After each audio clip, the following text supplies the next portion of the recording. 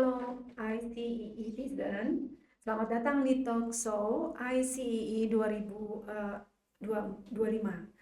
Perkenalkan, saya Ima Fatima atau biasa dipanggil Ima. Di sini saya selaku moderator yang akan menemani Anda dalam beberapa waktu ke depan.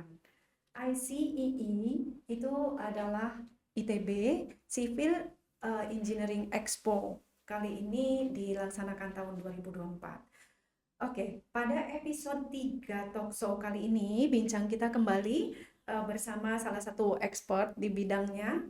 Beliau saat ini ditunjuk sebagai Deputi Bidang Pendanaan dan Investasi Otorita Ibu Kota Nusantara atau OIKN yang bertanggung jawab untuk mendatangkan investasi yang akan menjadi 80% dari total sumber pendanaan Ibu Kota Nusantara. Mari kita sapa beliau. Bapak Dr. Agung Wicaksono, MSc MBA. Halo Pak Agung. Halo, selamat pagi Bu Selamat Rima. pagi. Bagaimana Selamat kabarnya pagi. Pak? Baik, para ICEE netizen tadi ya? Netizen, ya. Oke, kita ininya netizen Bu ya. Iya. Netizen. Thank you, baik sekali. Saya senang kembali ke rumah saya ITB sebagai anak ITB, mahasiswa ITB. Oke, alumni ya Pak? 30 tahun lalu mahasiswa seperti ya teman-teman HMS nih. Dulu saya MTI, ketua himpunan, ketua MTI. Jadi banyak main juga sama anak HMS. Walaupun tentu banyak anak HMS lebih banyak berantemnya. Oke, aktivis ya Pak Agung ini ya. Pernah, karena waktu tahun 98. Oke. Tahun 98 semua harus jadi aktivis. Kalau nggak aktivis, maka nggak terpanggil. Senang sekali Pak Agung pagi ini sudah bersama kita ya. Sebelum memulai lebih lanjut ke topik-topik yang akan kita bahas kali ini, mungkin kita tanya-tanya dulu nih ya. Kesibukan saat ini apa nih Pak? Ya, baik Bu Ima. Tentu yang disebut kalau kesibukan utama nanti saya ceritakan lebih detail sebagai tugas profesional saya jadi Deputi Pendanaan Investasi Otorita IKN. Tapi as a profession, saya ini dosen kan. Bilang dosen itu bercandanya punya dos-dosan duitnya sekian ya. Padahal saya yakin enggak juga gitu. Artinya enggak juga. Jadi tapi saya udah cukup lama nggak mengajar, masih ada bimbingan mahasiswa di SBM, S2 S3. Kesibukan lain sempat sampai minggu lalu masih berjuang bersama teman-teman lain di alma mater untuk di pemilihan rektor ITB. Oke, kandidat ya Pak ya. 10 besar, tapi setelah 6 besar udah nggak lanjut lagi gitu ya. Jadi ya memang berbagi atau berbakti ke kampus itu berbagai macam caranya gitu. Tidak harus jadi rektor. Betul, Pak. Hari ini saya malah lebih seru nih, lebih senang bisa ngobrol-ngobrol di sini ya. Oke, baik. Terima kasih Pak Agung. Jadi topik yang diangkat pada podcast kali ini adalah Building the Future, Long-Term Investment Opportunities in the New Capital City. Membangun masa depan, peluang investasi jangka panjang di ibu kota baru. Seperti yang kita tahu bahwa pemindahan ibu kota tidak hanya akan memberikan peluang bagi pemerintah, namun juga memberikan peluang dan fasilitas investasi jangka menengah dan panjang yang baru. Nah, pada kesempatan kali ini kami ingin mengetahui pandangan dari ahlinya nih, dari Pak Agung ya yang sudah datang.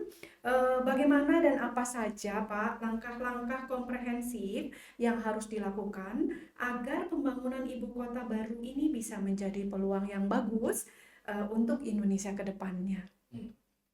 Oke. Pertama saya mau mulai dengan kata-kata building the future tadi. Jadi kalau orang ada yang tanya apakah IKN ini perlu, kita masih punya Jakarta, besok juga Jakarta masih ada, masih lengkap, jauh lebih lengkap nih ya, metropolitan.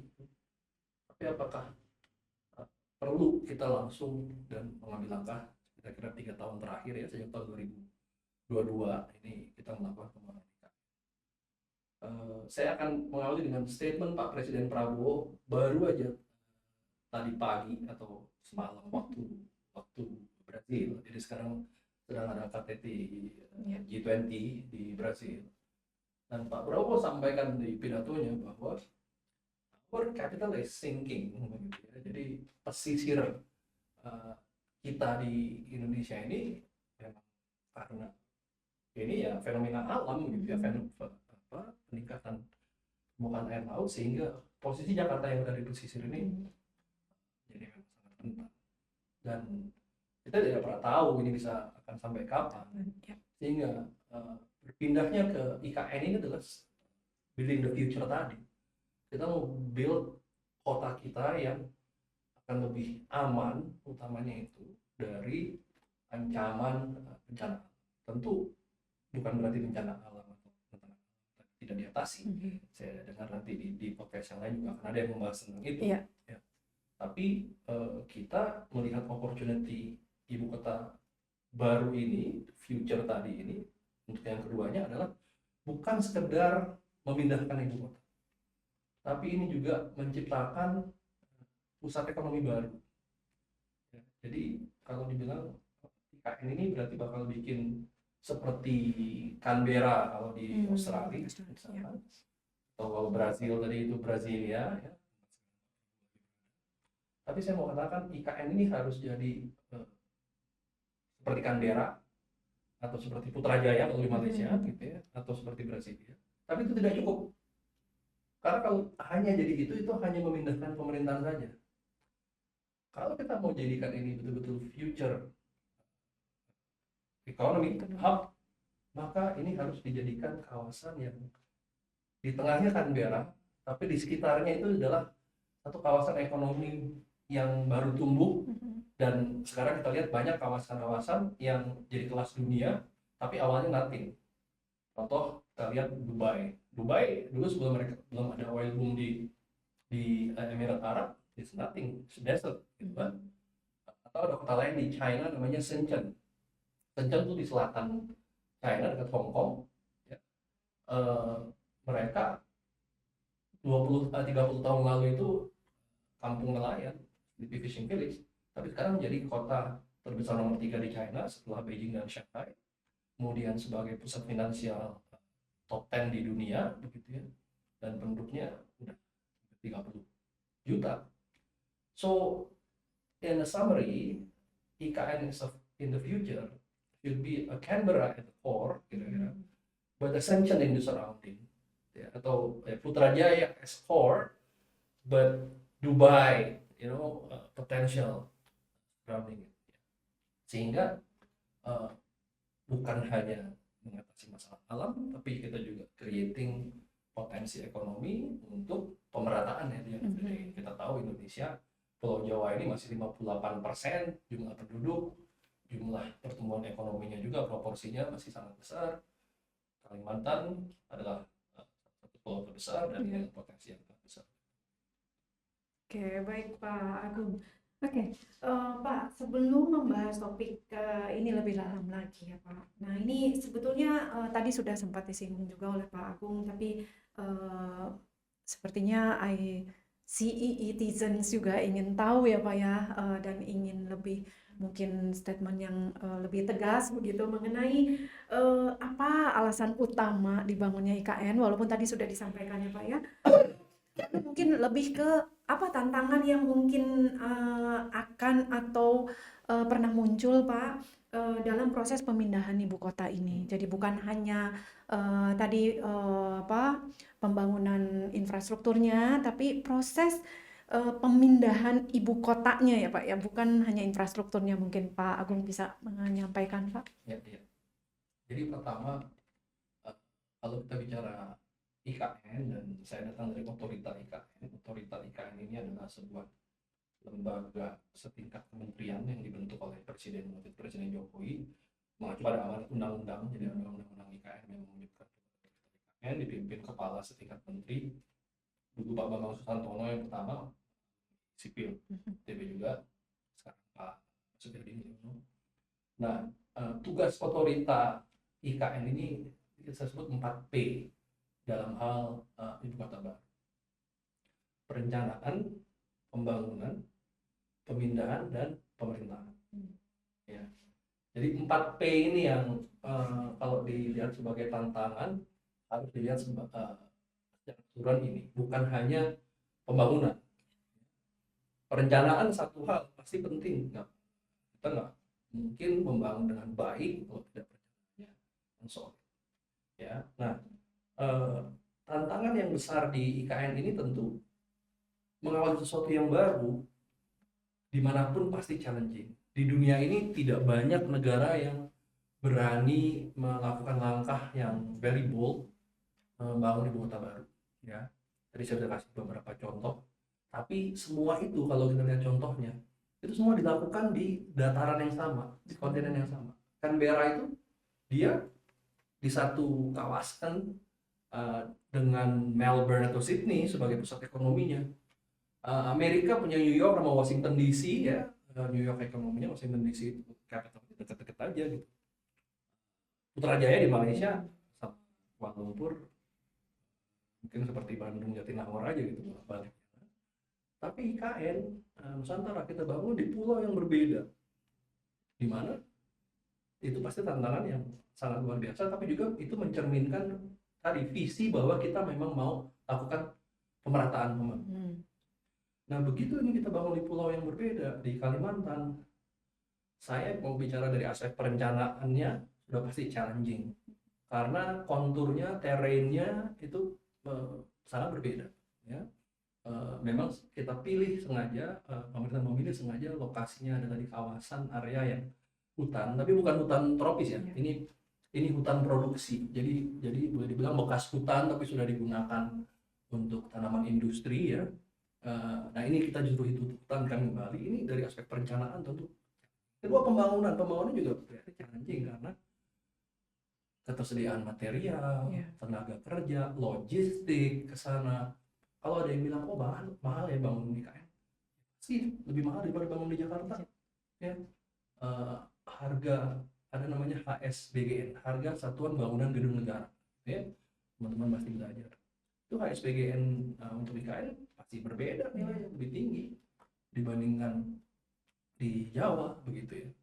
Dan berbagai aspek pembangunan lain yang belum nanti kita bicara aspek pemindahan ini yang sedang disiapkan di 2025 nanti adalah rencananya mulai ada pemindahan sebagian ASN secara bertahap sebelum nanti target baru dari Pak Prabowo, Pak Presiden adalah 2028 beliau mau IKN ini secara politik lengkap, eksekutif, legislatif, yudikatif. Kalau sekarang kan baru dibangun eksekutifnya.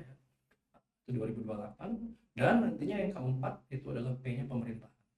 Ini akan membangun satu pemerintahan baru, pemerintahan yang menjadi seperti pemerintah ibu kota. Kalau sekarang pemerintah ibu kota Jakarta nih, makanya pemilihan gubernur DKI paling rame debat kandidatnya, debat cagupnya dibanding semua debat pilgub yang lain. Tapi nanti sebenarnya pemerintah daerahnya itu, pemerintah daerah khusus ibu kotanya bukan lagi di Jakarta, tapi adalah di IKN, dan otorita IKN itu sesuai undang-undang nanti ketika sudah dilakukan pemindahan itu akan menjadi Pemda khusus, pemerintah daerah khusus. Nah 4 tantangan itu yang secara terintegrasi sangat besar. Nah, saya secara spesifik kantor saya Kedeputian Pendanaan Investasi masih ditugaskan, tugasnya adalah untuk memastikan pendanaan untuk pembangunan ini bisa berjalan, terutama tadi yang Bu Ina sudah sebut 80%-nya dari non APBN gitu ya. Orang kan selalu bilang apakah negara kita punya uang cukup untuk itu? Saya katakan sebenarnya ada.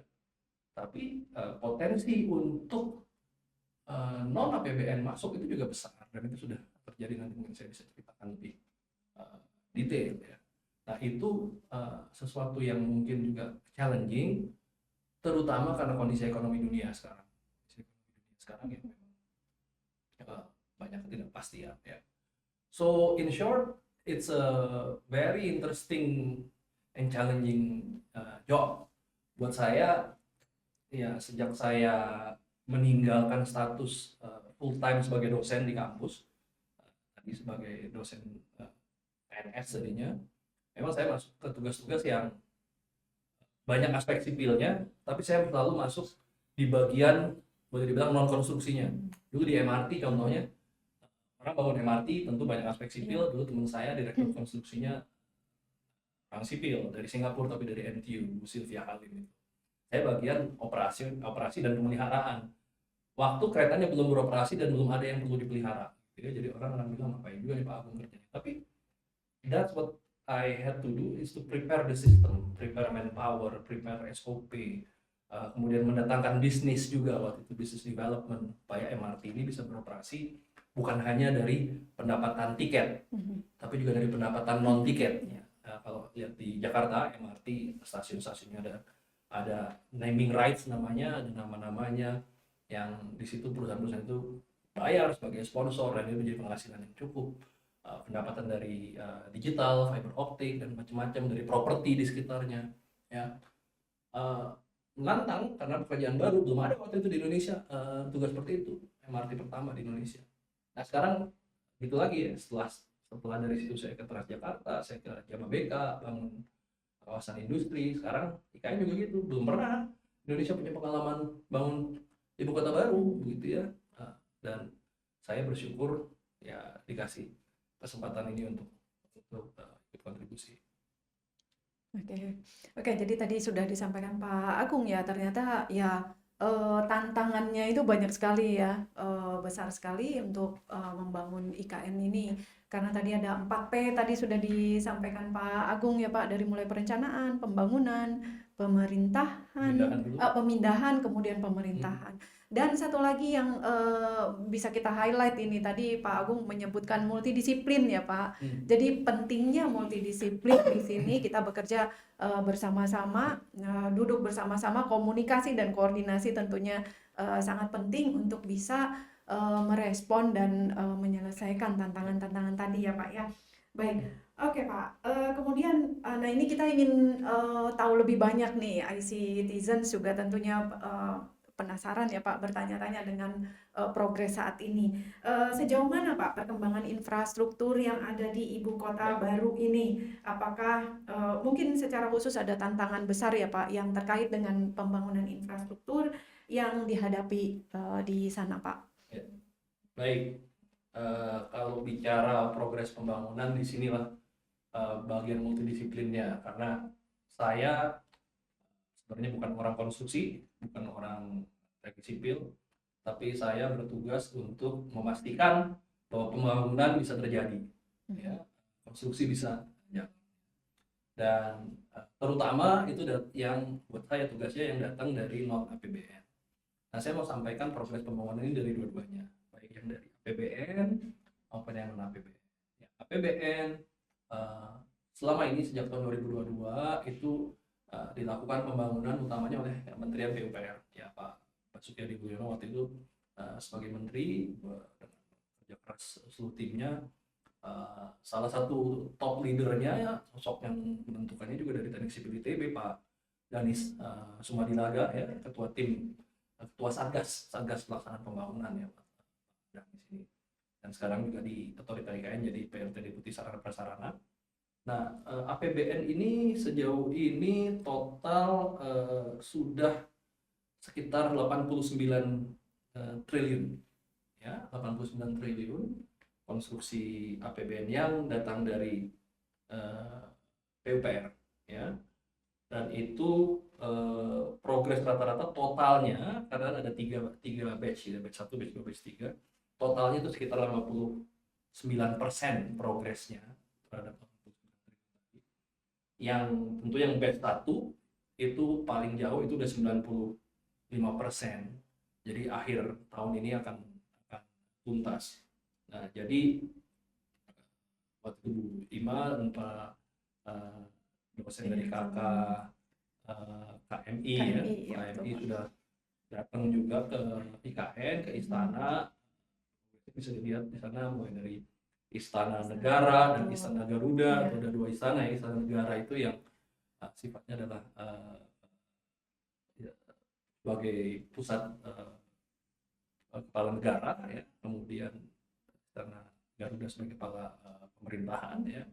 Itu Istana Negara sudah diresmikan, ya.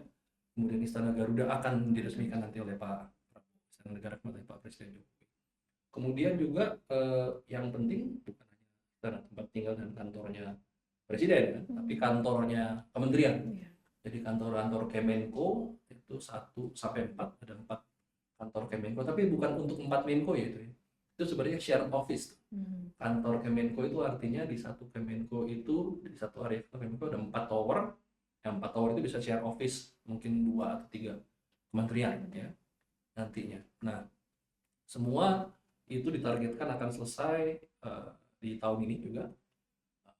Sama kantor Kementerian Sekretaris Negara juga udah selesai. Nah, tentunya untuk menunjang perlu tempat tinggal. Rumah tapak jabatan menteri sudah selesai. Akhir tahun ini 36 unit ya. Sekarang kemarin menterinya kan 36. Sekarang menterinya bertambah ya. Nanti kita selanjutnya menambahnya seperti apa gitu ya. Kemudian juga nih kalau saya lagi di IKN tinggalnya di rumah susun di rusun ASN. Jadi rumah susun ASN akan diselesaikan mungkin di awal tahun depan. Itu 47 tower. 47 tower, satu towernya terdiri dari 60 unit. Satu unit itu luasnya 98 meter persegi. Jadi besar. Very big. Coba kalau teman-teman ASN, teman-teman yang dulu jadi ASN muda di Jakarta cari tempat tinggal apartemen itu 98 meter persegi, I bet you wouldn't find it gitu ya. Pasti dan itu udah fully furnished, aircon, air bisa diminum langsung, airnya tap water, potable tap water gitu. Jadi kayak kalau kita lagi di Singapura minum air dari keran aja bisa gitu kan. Nah, ini saya tim otorita IKN sudah tinggal di rusun itu. Kalau sedang ada di IKN itu tinggalnya di sana gitu ya. Nah, itu juga tentunya didukung dengan infrastruktur dasar, dukungnya ya jalan di kawasan, akses jalan tol yang menghubungkan Balikpapan ke IKN itu sekarang sudah partially selesai dengan adanya jembatan Pulau Balang. Itu ikonik banget ya, warnanya merah putih gitu, merah putih. Jadi kalau di malam lampunya nyala keren banget, bisa dilihat fotonya ya. Nah, targetnya seluruh akses tolnya tahun depan pertengahan tahun itu bisa selesai, sehingga dari Balikpapan Airport ke IKN yang selama ini dulu tuh 2 jam lebih ya sebelum ada tol ini, sekarang menjadi 1,5 jam dengan sebagian selesai. Tahun depan itu bisa jadi 40-45 menit, jadi cuma 57 km. Kalau sekarang masih ada agak memutar sedikit karena ada bagian yang belum selesai ya. Yang juga tentu tidak kalah penting, air dan air limbah, pengolahan air bersih maupun air limbah itu juga ada bendungan sepatu semua, ada intake sepatu, kemudian ada IPAL, ada tempat pengolahan sampah terpadu, dan semuanya yang jadi dasar untuk mendukung ekosistem yang. Oh iya, ada satu juga airport ya, airport yang khusus untuk VVIP. Airport IKN ini saat di awal direncanakan adalah VVIP, tapi sekarang sedang disiapkan Perpresnya untuk menjadi airport yang bukan lagi untuk VVIP ya. Dan kalau itu ada, airportnya hanya sekitar 20 menit dari pusat IKN. Ini sekarang airstripnya, landasannya sudah dibangun 3.000 meter ya. Jadi kalau nanti selesai, wide body aircraft bisa mendarat ya. Kemarin itu masih 2.200, sekarang udah 3.000. Nah, ini semua tentunya tidak cukup untuk membuat sebuah kota yang kita menyebutnya livable and lovable. IKN punya tagline, we want to build a livable and lovable city. Ya, di dunia ini indeks livability kota-kota kita nih, Jakarta misalkan, itu ya agak mengkhawatirkan ya, di bawah begitu. Ya, kita mau bikin ini jadi livable and lovable city. Cukup tentunya dengan hanya infrastruktur dasar dan tempat kantor dan tempat tinggal, because it has to be a place to live, to work, to learn, and to play gitu ya. Oke, tempat tinggal ada, kantor ada, tapi ya kita harus bangun ekosistem mendukung.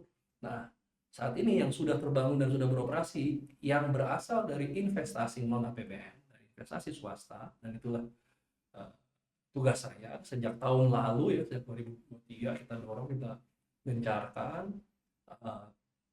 Sudah ada nilai investasi total 58 triliun ya rupiah, yang sebagian besar sudah beroperasi. Contohnya hotel. Orang kalau mau datang ke IKN sekarang, mereka tentu pengen tinggal, selain kalau kita di rusun, ya tamu-tamu pengen tinggal di hotel. Sudah ada hotel namanya Hotel Nusantara, atau sekarang brandnya Swiss Hotel Nusantara. Dibangun oleh konsorsium perusahaan-perusahaan besar di Indonesia. Hotel bintang 5, ini investasi pertama yang masuk di IKN. Terus rumah sakit penting sekali. Rumah sakit yang udah beroperasi dan diresmikan ada 2, dan dua-duanya dari swasta. Rumah sakit Hermina dan Rumah Sakit Mayapada. Itu sudah diresmikan Pak Presiden, sudah beroperasi, sudah ada yang dirawat di sana, dan bisa pakai BPJS. Jadi bayangin, di rumah sakit ini masyarakat, jadi kayak ini kecamatan sekitarnya namanya Kecamatan Sepaku. Masyarakat Sepaku sekarang bisa dirawat atau bisa berobat ke Rumah Sakit Mayapada yang kelasnya kayak di Bandung sini atau di Kuningan Jakarta atau di Lebak Bulus Jakarta. Ini Mayapadanya bahkan lebih keren saya lihat ya. Herminanya juga internasional standar ya. Di sana dirawat dengan BPJS. Jadi kalau orang bilang IKN itu dibangun buat siapa sih? Ya buat rakyat. IKN itu buat rakyat. Rakyat Sepaku sebagai calon warga ibu kota gitu ya. Kalau ada artis di Sepaku sekarang akan jadi artis ibu kota nantinya gitu ya. Itu mereka bisa berobat di rumah sakitnya IKN dengan BPJS, dengan uang negara untuk rakyat. Ya. Nah, ini yang rumah sakitnya dibangun oleh swasta. Ya, swasta, masyarakat, negara saling berkolaborasi. Belum lagi yang banyak juga sudah mulai selesai, ada training centernya PSSI dibangun oleh FIFA ya. Pak Erick Thohir ingin supaya kita punya internasional gitu ya. Garuda Muda, Garuda bisa menang. Kemarin habis ngalahin Arab Saudi, mudah-mudahan nanti bisa masuk juara Asia, masuk Piala Dunia dan seterusnya. Dan kita punya training center yang standar FIFA di IKN ini karena dibangun oleh sebagian dananya dari FIFA begitu ya. Nah, kalau ditanya juga pembangkit energinya dari mana? Energinya power plant-nya dari renewable energy ya, dari renewable energy, pakai solar farm LTS. Sekarang sudah selesai 10 megawatt, nanti akan jadi 50 megawatt, dibangun PLN dengan mitranya investor asing dari Singapura namanya Sembcorp ya. Jadi ini juga memenuhi komitmen untuk menjadi green city. Nah, terakhir, kalau listriknya terbarukan, kendaraannya gimana? Kendaraannya juga kendaraan listrik. Jadi sekarang kalau berkunjung ke IKN, teman-teman bisa nih datang ke IKN, tapi sebaiknya daftar atau harus daftar sebelumnya pakai aplikasi namanya IKN Now gitu ya. Itu bisa daftar karena kuotanya terbatas per hari. Kalau nggak penuh tuh IKN, dan masuk ke dalam IKN nggak bisa pakai kendaraan pribadi, harus naik public transport yang listrik. Jadi ada bis listrik yang disediain sama investor dari Bluebird ya, listrik. Kita masuk ke dalam situ, naik bus listrik, bisa ke area Sumbu Kebangsaan yang depan istana itu. Nah, di situ ada kafe, jadi investor retail juga udah buka, ada kafe Excelso, bisa ngopi di situ. Dan sekarang lagi kita isi banyak-banyak nih, nanti mudah-mudahan ada restoran Padang lah bisa masuk, mudah-mudahan juga restoran Sunda kali ya, mungkin gerai-gerai yang nanti membuat kalau ASN tinggal di sana juga bersedia ya. Itu peran nanti dari swasta yang akan mendukung, plus sekolah juga. Sekolah udah ada beberapa yang groundbreaking, tapi pemerintah juga lagi bangun sekolah, dan swasta juga ada yang sedang meretrofit sekolah. Ada SD negeri ya, SD negeri 020 Sepaku itu diretrofit sama Astra kalau nggak salah ya. Itu akan jadi SD yang tadinya SD itu sering kebanjiran gitu ya lokasinya, tapi kemudian akhirnya dicari, dipindah, dibangunin baru, guru-gurunya dilatih oleh swasta tadi, oleh investor, dan nantinya akan meningkatkan kualitas. So that's how to make this livable and lovable city. Oke, ya banyak tadi yang disampaikan Pak Agung ya. Ternyata infrastruktur di sana yang sudah dibangun itu sebetulnya komponen utama atau minimum lah ya, minimum komponen utama yang harus tersedia untuk menyediakan tadi livable dan lovable city itu sebenarnya sudah terbangun ya Pak ya, dan sudah cukup siap On gitu ya. progress, ya. Oke. Ya. Nah, kemudian Pak, dalam jangka panjang ini Pak ya, dikaitkan dengan tadi pembangunan infrastruktur, apa yang harus dilakukan Pak untuk memastikan bahwa pembangunan infrastruktur ini kan belum selesai ya Pak, dan ini masih terus kan Pak ya, yang kami tahu ini masih di sektor apa namanya, sektor A ya Pak, Ya, yang satu. di sektor 1 ini kan akan terus berjalan begitu pembangunan infrastrukturnya. Nah, kira-kira apa yang harus dilakukan untuk bisa memastikan bahwa pembangunan infrastruktur ini bisa berjalan sesuai dengan rencana uh, yang berkelanjutan dan tidak menambah beban ekonomi bagi generasi mendatang nih, karena kita bicaranya tentang IC citizen nih ya Pak ya, anak-anak muda nih. Kira-kira seperti apa Pak? Ya, pertama memang IKN ini yang tadi dibilang sudah banyak progres, belum selesai saya katakan, tapi banyak progres dan sudah banyak yang jadi, sudah bisa digunakan, sudah digunakan. Itu adanya di kawasan yang kita sebut KIPP, kawasan inti pusat pemerintahan. Itu area 1. IKN ini luasnya total itu 250.000 hektar. Tapi KIPP-nya itu 6.600 hektar. KIPP ini dulu yang kita bangun dan akan kita selesaikan. Target kita adalah sampai dengan tadi 2028 tadi, ini KIPP terbangun secara utuh ekosistemnya, ya. Dan untuk itu memang yang pertama adalah komitmen dan ketetapan politik dari pimpinan negara itu penting, dan kita bersyukur Pak Prabowo dalam semua kesempatan berkali-kali sudah menegaskan, bahkan tadi barusan saya sampaikan di KTT G20 juga sampaikan tentang ibu kota baru. Ini sebuah komitmen yang tentu akan ada implikasi terhadap programming. Jadi programming yang konsisten terhadap IKN ini supaya bisa berjalan terus. Nah, bagaimana programming ini juga berjalan, tentu harus didukung dengan budgeting. Ya, budgeting baik dari APBN tadi yang kita singgung, maupun juga kalau memang tidak bisa sepenuhnya ditanggung oleh APBN, maka peran dari pendanaan yang non APBN, dan saya bisa kategorikan pendanaan ini ada 5 sumber. Tadi pertama APBN, yang kedua adalah yang kita namakan KPBU, kerjasama pemerintah dan badan usaha atau public private partnership. Ini adalah komponen yang sebenarnya paling besar, dan kita lagi berprogres. Teman-teman dari KKKMI saya berharap bisa berbagi ekspertisnya juga dengan jaringan internasionalnya untuk bagaimana skema PPP dalam pembangunan infrastruktur ini bisa berjalan. PPP untuk bangun jalan, bangun perumahan, bangun pembangkit listrik energi terbarukan, gitu ya. Ini yang kedua, yang PPP. Yang ketiga adalah dari pure direct investment, dari swasta yang betul-betul bangun tanpa jaminan pemerintah. Karena kalau KPBU tadi ada jaminan pemerintah.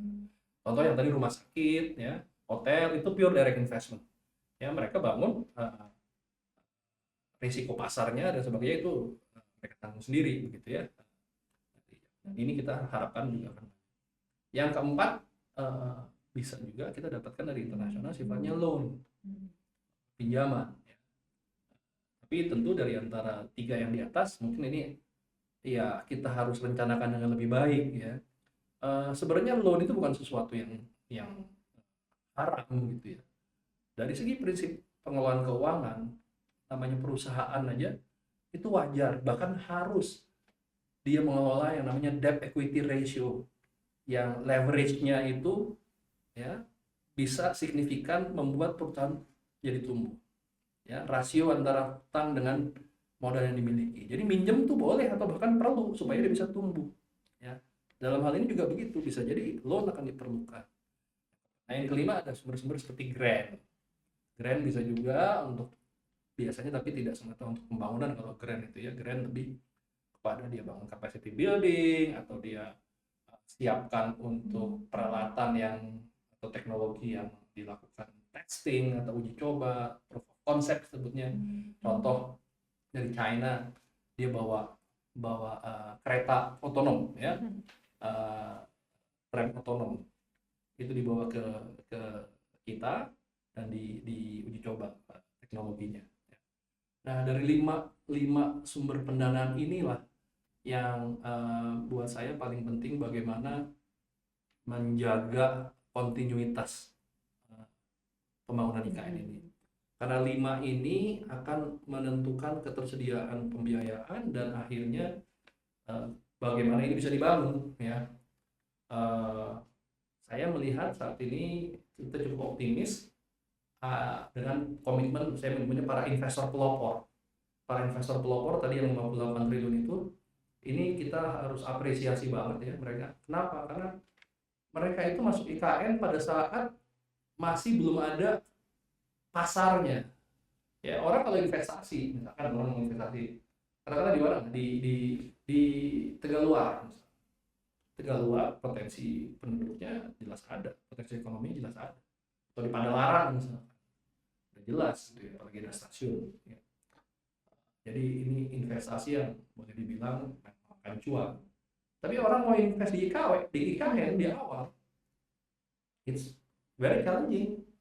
Tapi mereka bersedia. Ini artinya ada kepeloporan tadi ya. Mereka mau untuk masuk, untuk create the market, untuk create the ecosystem ya.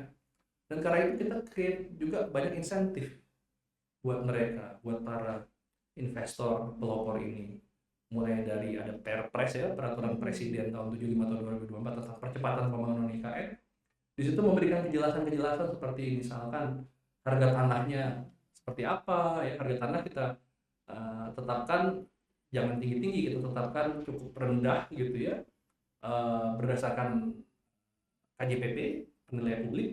Kemudian belinya dipermudah, bisa dicicil 5 tahun beli tanahnya. Di situ juga pas membangun dikenakan keringanan pajak ya, PPN, kemudian bahkan PPh-nya nanti kalau ada yang tinggal dan berdomisili di IKN itu nanti bisa dibebasin gitu ya. Juga ada tax holiday, bahkan kalau ada yang mau nyumbang itu bisa dikenakan super tax deduction dan lain sebagainya. Ini hal-hal yang memang kita siapkan baik dari level Perpres, peraturan Menteri Keuangan, ya sampai undang-undangnya juga itu semua disiapkan saling mendukung undang-undang, PP, Perpres, PMK, Perka, peraturan kepala IKN untuk mendukung ini bisa berjalan. Memang namanya pemerintah itu koordinasi biasanya challenging, tapi itulah tugas kita ya. Saya tuh memang diingetin terus sama Pak Basuki harus koordinasi untuk bisa mengeksekusi berbagai pembangunan tadi dengan insentif-insentif yang disiapkan, karena tidak hanya di OIKN tuh kewenangannya, harus ke Kementerian Keuangan ya, di situ ada bea cukai, ada pajak ya. Juga mesti dapat sertifikat tanah dengan BPN ya, Kementerian ATR. Juga ada peran Pemda, karena pajak-pajak itu kadang-kadang Pak Pemda juga masih mau kenakan gitu ya. Jadi secara regulasi disiapkan, tapi secara koordinasi juga kita harus kawal supaya kontinuitas dari infrastruktur di IKN tadi yang diharapkan bisa terjadi. Oke, baik. Tadi sudah disampaikan juga tuh ya. Tadi sebetulnya ada beberapa poin yang ingin digali secara khusus gitu ya Pak. Tapi tadi sudah disampaikan bagaimana manfaat dari IKN, pembangunan IKN ini tidak bisa kita capture dalam jangka pendek begitu ya Pak ya. Tapi manfaatnya secara ekonomi itu akan kita peroleh dalam jangka panjang tentunya. Tadi sudah disinggung oleh Pak Agung. Kemudian juga mengenai peran dari regulasi ya Pak ya, aturan-aturan yang memberikan kemudahan bagi investor begitu, itu juga tadi sudah disampaikan. Nah, kemudian kira-kira nih Pak, tadi walaupun ada regulasinya ya Pak ya, ada ketentuan-ketentuan untuk investasi, tapi kira-kira bagaimana nih Pak strategi investasi ini dirancang untuk bisa mendukung pembangunan IKN tadi? Selain yang mungkin ada catatan lain Pak, selain tadi kemudahan-kemudahan ya yang diberikan. Baik, tadi kalau kita spesifik bicara strategi investasi, maka dua dari lima sumber pembiayaan menjadi yang sentral, yaitu yang direct investment dan yang KPBU. Kalau yang direct investment tadi saya sudah sampaikan, strateginya memang yang paling mendasar adalah memberikan kemudahan bagi investor, baik dari segi jangka waktunya maupun pemrosesannya. Ya. Di kami di Otorita IKN, terutama di Deputi Pendanaan Investasi, untuk kemudahan proses itu kita siapkan satu platform digital, namanya Investara. Investasi di Nusantara, Investara. Bisa diklik aja Investara, masuk ke apps-nya. Di situ akan kelihatan kebutuhannya apa, dan kemudian orang bisa submit minatnya mulai dari letter of interest-nya, kemudian memasukkan dokumen-dokumen, misalkan dokumen laporan keuangan perusahaan, kan kita perlu juga ya company profile dan sebagainya, kita masukkan ke sana ya, dan ini memudahkan untuk investor. Nanti prosesnya semua kita akan kawal lewat Investara itu. Pertemuan face to face itu biasanya hanya kalau perlu membahas misalkan tentang lahan, perlu survei ke lapangan gitu ya. Tapi hal-hal yang sifatnya dokumen semua kita selesaikan lewat sistem ya. Itu sebagai strategi untuk memudahkan para direct investor ini, karena banyak sekali minat dari direct investment ini, banyak sekali. Sampai saat ini tuh surat atau letter of intent yang kita terima itu lebih dari 500. Tapi tuh banyak banget. Tapi kita juga saring kan. 500 tuh mohon maaf nggak semuanya. Ini ada juga yang saya nggak menyebutnya ini ya nggak berguna ya. Tapi misalkan ada yang mengajukan diri jadi vendor catering gitu ya, atau jadi konsultan, atau jadi kontraktor gitu ya. Bukannya kita butuh mereka, kita butuh juga, tapi jalurnya memang bukan itu, karena jalur yang kita harapkan, yang saya terima ini adalah untuk investasi yang betul-betul membangun. Yang memang suratnya itu mengatakan betul-betul mau bangun invest itu 200-an. Nah dari 200-an itu kita proses saat ini yang sudah groundbreaking, sudah bangun, tanda tangan kontrak itu sekitar 37, hampir 40. Jadi kalau dihitung mungkin sekitar berapa dari 200? Sekitar 20% ya dari sekian banyak. Jadi ya rate-nya memang kita harapkan bisa lebih cepat lagi, tapi cukup baik dalam 1 tahun terakhir kita proses ini semua.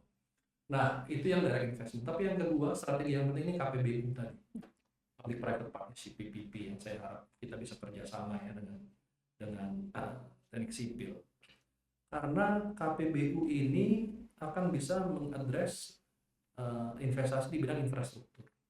Kalau direct investment nggak mungkin dia masuk ke infrastruktur ya, bangun pembangkit listrik tanpa ada kepastian market, bangun jalan tol tanpa ada kepastian, pasti nggak.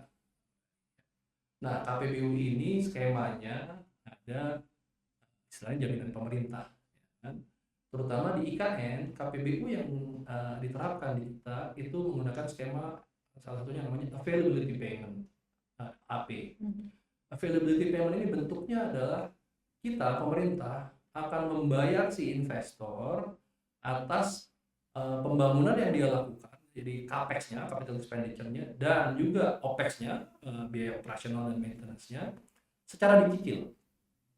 Jadi investor akan bangun dulu, dia invest dulu. Contoh sekarang sedang kita lakukan, KPBU untuk perumahan akan bangun rumah tapak untuk para pegawai eselon 1, atau juga nanti rumah susun tambahan untuk para ASN yang di sana. Mereka akan bangun, kemudian mereka akan operasikan, jadi mereka akan jadi building maintenance, building management, dia rawat, dan semua itu nanti akan dihitung dan akan dilakukan pengembalian dalam katakanlah 10 sampai 15 tahun dengan anggaran availability payment. Nah, bagaimana strateginya untuk menjamin bahwa availability payment tersedia? Kita bersyukur dari Menteri Keuangan waktu itu, dari Bu Sri Mulyani sudah menerbitkan peraturan Menteri Keuangan tentang KPBU ya, dan juga keputusan Menteri Keuangan KMK 1777 tahun 2023 di KMK itu sudah disebutkan besaran availability payment-nya, yaitu ruangnya adalah 0,1% dari GDP setiap tahun.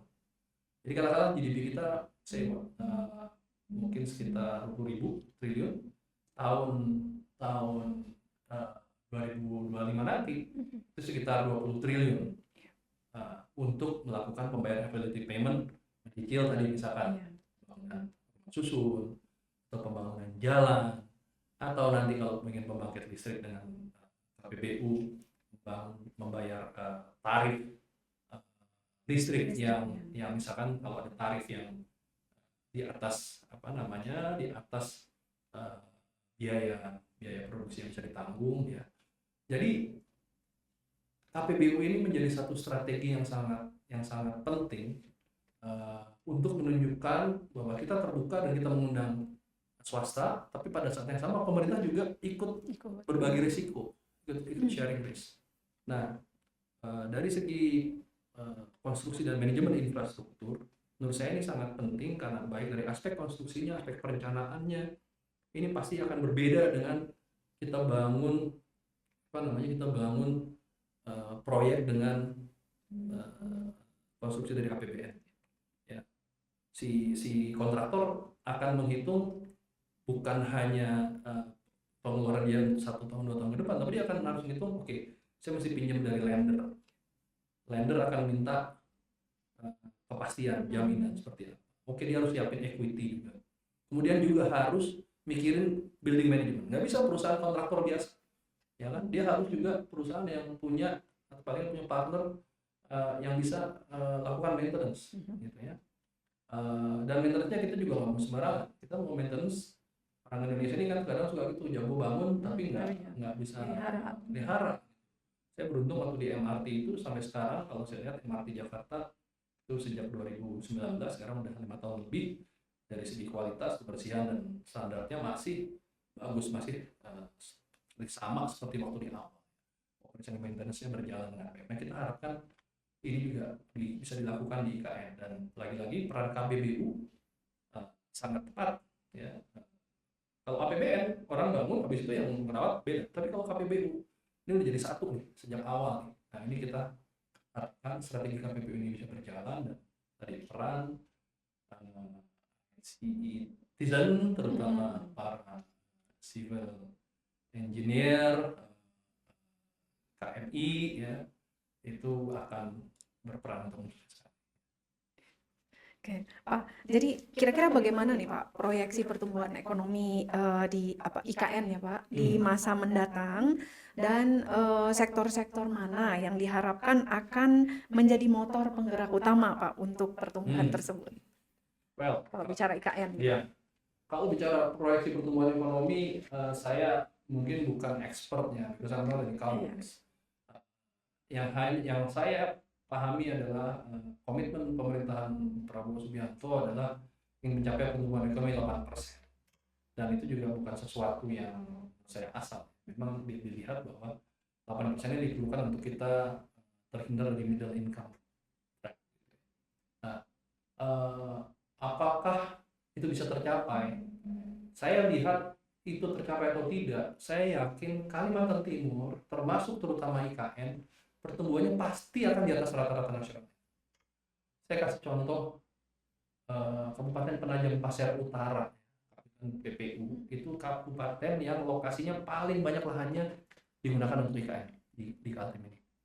Itu saya dapat data terakhir, saya nggak tahu ya ini benar-benar nggak. Tahun 2023 infonya pertumbuhan mereka itu 300% secara ekonomi. Saya bilang itu kan luar biasa, 3 kali lipat mereka tumbuh. Karena mungkin memang PPU tadinya di antara kabupaten yang ada di Kalimantan Timur mungkin bukan termasuk yang terdepan, karena daerah-daerah lain itu lebih kaya, Samarinda, Balikpapan, atau Kutai, Kartanegara, dan Pasir itu lebih banyak tambang dan minyaknya. Tapi begitu ada IKN di PPU itu langsung luar biasa. Contoh sederhana aja, kalau nyari penginapan, jangankan di Penajam, di Balikpapan aja itu sekarang susah nyari hotel. Kalau Anda ke sana nggak jauh-jauh hari dan mempersiapkan. Atau kemarin dosen-dosen dapetnya di mana gitu ya, rental mobil. Wah, rental mobil itu bisa harganya luar biasa. Itu kan artinya refleksi dari supply and demand kan? Dan supply and demand memang harga jadi tinggi, tapi kan dampaknya juga ekonomi juga, masyarakat tempat juga yang menikmati gitu. Jadi saya yakin pertumbuhan ekonomi mungkin di Indonesia targetnya bisa 8%, dan di Kalimantan Timur pasti akan jauh lebih tinggi dari situ. Nah, sektor apa yang akan benefit? Ini yang akan menarik ya. Kalimantan Timur selama ini mungkin dilihat sebagai area yang benefit dari sektor sumber daya alam, terutama ekstraktif, ya, tambang, minyak, gas, perkebunan, gitu ya. Saya nggak mengatakan bahwa kita meninggalkan itu karena Indonesia memang kaya dengan sumber daya alam. Tapi saya katakan bahwa saatnya kita berfokus pada pertumbuhan yang rendah karbon, ya, yang lebih sustainable. Kalau memang ada pemanfaatan di sektor sumber daya alam juga kita harus lakukan dengan strategi, dengan cara yang lebih low emission, ya. Sementara sektor-sektor lain itu bisa kita tumbuhkan, ya, untuk menjaga dan memastikan manfaat ini dirasakan oleh masyarakat. Sebagai contoh, kalau kita bicara tentang alih guna lahan, ya, di IKN ini dengan potensi total 250.000 hektar itu ada potensi 65% lahan itu akan dijaga atau dipertahankan atau bahkan dikembalikan menjadi hutan. Jadi hanya 25% nanti yang 250.000 itu akan jadi pembangunan, yang jadi built environment. 10% nanti mungkin akan jadi area pangan, ya, food and agriculture, tapi 65% itu mau dijaga sebagai area hutan. Nah, ini akan juga jadi potensi untuk pendapatan dari sektor carbon economy, ya. Ini yang masih perlu kita explore dan kita kembangkan. Ya, kita kerjasama dengan beberapa lembaga internasional, ada ADB, misalkan juga ada dari berbagai negara, ya, Australia, Inggris, Jepang, ya, mulai mengeksplor dan kerjasama dengan kita untuk mempelajari ini, Belanda, Spanyol, supaya pertumbuhan pertumbuhan ekonomi ini jadi pertumbuhan yang memang satu rendah karbon.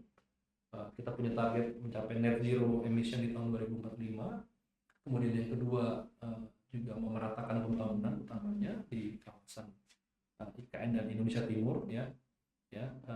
Ini Indonesia Timur menarik nih. Kalau ditanya siapa yang paling banyak mendapatkan manfaat dari pembangunan IKN, daerah mana? Itu adalah daerah Sulawesi. Jadi batu-batu pasir itu datangnya dari banyak dari Palu, dari Sulawesi Tengah, gitu ya. Dan ini menunjukkan bahwa ya begitu pembangunan IKN memang dampaknya ke Indonesia Timur, gitu ya. Jadi pemerataan pembangunan, rendah karbon, dan yang ketiga secara geopolitik, ya, strategi di kawasan, punya ibu kota di Kalimantan ini akan sangat menarik karena Kalimantan menjadi satu wilayah yang ada 3 negara di situ, ya, dan ibu kotanya di situ. Ada kita Indonesia, ada Malaysia, yang Malaysia bagian timur di situ dengan Sabah dan Sarawak. Yang Malaysia ini salah satu investor asing yang sangat getol ke IKN. Sudah KPBU tadi sudah mereka termasuk yang berjalan cepat paling depan, dan Brunei Darussalam. Jadi itu menurut saya potensi ekonomi yang bisa kita drive ke depan di IKN. Dan balik lagi, ini is building the future for the future generation. Ini mungkin kalau ditanya akan memberatkan dan membebani generasi muda nggak? Saya bilang, kalau Anda kerja di Jakarta, Anda mau cari rumah atau apartemen ya di Jakarta, nggak di Jakarta coret, wish you luck, gitu ya. Di IKN, apartemennya, rusunnya yang disediakan is within 10 minutes to workplace. Air quality index-nya jauh lebih bersih. Jakarta itu air quality index sudah 150 lebih, udah dangerous. Di IKN itu very low air quality index-nya, artinya sangat rendah bahayanya, ya. So kalau mau punya umur panjang, ya tinggal dan kerjalah di IKN. Bisa jadi PNS, bisa tahu tadi. Lain ya Pak ya. Baik, pertanyaan tadi menjadi pertanyaan terakhir Pak Agung pada diskusi kita kali ini. Namun sebelum mengakhiri pembicaraan, mungkin dari Bapak bisa memberikan closing statement terkait topik ya Pak, building the future, long term investment, opportunities in the new capital city ini. Silakan Pak Agung. Ya, saya datang di sini kembali ke rumah saya nih, ke ITB ini. Uh, So I came to the past where I'm building now the future. Saya senang sekali. Saya nggak pernah mengira bahwa sebagai anak teknik industri dulu, saya teknik industri, bisa masuk ke satu pekerjaan yang di sini bersentuhan banyak dengan area teknik sipil. Teknik sipil, di mana tentu teknik sipil itu sangat besar perannya. Jadi buat teman-teman para IC Tizen, gaul lah sejak di kampus. Jangan hanya nongkrong sama teman-teman, bukan nongkrong sama teman sama sekali gitu ya. Jangan satu prodi, satu himpunan atau satu fakultas saja, gaul lah dengan teman-teman yang lain, karena you will get many new perspective, at least new friends, and that's the most important. Dan nanti who knows, suatu saat Anda akan ketemu lagi dengan mereka. Itu yang paling mendasar. You build your future by utilizing your root from the past. Ya, root saya dari ITB, bos saya yang ngajak masuk IKN dulu orang ITB, teknik sipil ITB, ketua ALSI ITB waktu itu sebelumnya Pak Bambang Sartono gitu ya. So I'm very honored and very happy bisa bekerja sama dengan itu. Itu yang pertama. Yang kedua, dalam jalanin hidup, dalam jalanin pekerjaan, sure kita pasti yang namanya kerja, apalagi yang masih muda cari kerja, pengen ya selain dapat cukup buat beli kopi, happy, tapi juga nabung supaya dapat jodoh ya. Tapi just remember, to work is not just untuk cari makan. Kerja itu bukan hanya sekedar cari makan penting, tapi kerja itu adalah untuk bangun masa depan. Jadi ketika Anda ambil kerjaan, make sure bahwa this is something you do for the future. Saya sangat yakin waktu Pak Bambang Sartono mengajak saya bergabung, it's about the future ya. Dan artinya saya memutuskan itu, walaupun saya harus berusaha meyakinkan keluarga saya setengah mati, karena buat mereka, ngapain sih papa meninggalkan pekerjaan. Waktu itu saya di perusahaan swasta, dan swasta udah stabil begitu ya, tapi sekarang mengambil pekerjaan yang waktu itu kan sempat ramai itu katanya belum digaji dan sebagainya. Ya, that was true gitu ya. Tapi lagi kerja buat negara, kayak Bung Karno bilang, "Ask not what your country can do for you, what you can do for your country," gitu ya. Itu yang kedua. Nah, yang ketiga, saya orang teknik industri, tapi kemudian sekolahnya MBA, PhD juga manajemen, dosen juga dosen business and management. We realize making things happen itu nggak bisa hanya dari aspek teknis saja, but you need also the financial, the management, tapi juga tadi disebut ekonomi ya, tapi juga social, human, culture dan sebagainya. Jadi multidisciplinary approach is very important. Saya rasa IKN adalah contoh yang paling nyata. Bahkan aspek politik juga menentukan ya, luar biasa menentukan dalam juga negara ya pastinya. Dan untuk itu semua kita mungkin tidak harus belajar kuliah di semua itu, tapi kita harus build our sensitivity, kita harus punya care ya, dan ketika waktunya datang kita harus punya kemampuan untuk membedakan dan mengatakan, oh iya ya, memang untuk ini kita butuh investor dari mana. Oh, investor dari perusahaan ini dia punya kekuatan apa, punya kelemahan apa, punya, orang suka bilang, punya backing siapa begitu ya. Hal kayak gitu ikut menentukan. bukan hanya dari aspek teknis saja. Jadi buat teman-teman IC Citizen, yes, be a capable engineer, be a good engineer, but remember the great engineer is not only the one who studied engineering, but it's about to make things happen. Kalau dalam bahasanya Pak Basuki Hadimulyono is how to make it deliver, deliver buat negara, ibu kota Nusantara itu terdeliver, dan juga semua misi-misi yang teman-teman IC Citizen lakukan itu bisa terdeliver buat negara, buat kehidupan keluarga yang happy, tapi juga buat your own personal pride and satisfaction. Terima kasih. Wah, terima kasih banyak nih Pak Agung, sudah sangat mencerahkan ya Pak sepanjang bincang kita kali ini. Ya banyak hal-hal yang mungkin ada di benak IC Citizen ya, di benak pemirsa yang masih penasaran seperti apa IKN, kemudian prospeknya begitu ya Pak, kemudian potensi tadi investasi dan benefitnya di masa depan itu sebelumnya mungkin masih bertanya-tanya. Nah sebagian besar kita harapkan itu terjawab begitu ya dengan bincang-bincang dengan Pak Agung kali ini. Sekali lagi Pak Agung, terima kasih banyak sudah menyempatkan hadir bersama kami di podcast ICEE ITB ini. Dan untuk teman-teman yang tertarik dengan kegiatan ICEE yang berikutnya, jangan lupa follow Instagram @ICEE-ITB, ICEE-ITB. Saya pasti follow nih. Agungcek.agw yang akan follow. Oke Pak, ditunggu. Dan @hms.itb, teman-teman juga bisa memberikan feedback dengan link yang ada di bawah ini dan di kolom deskripsi.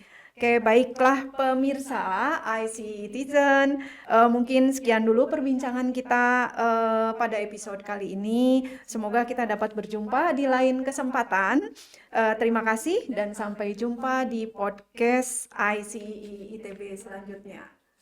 Oke.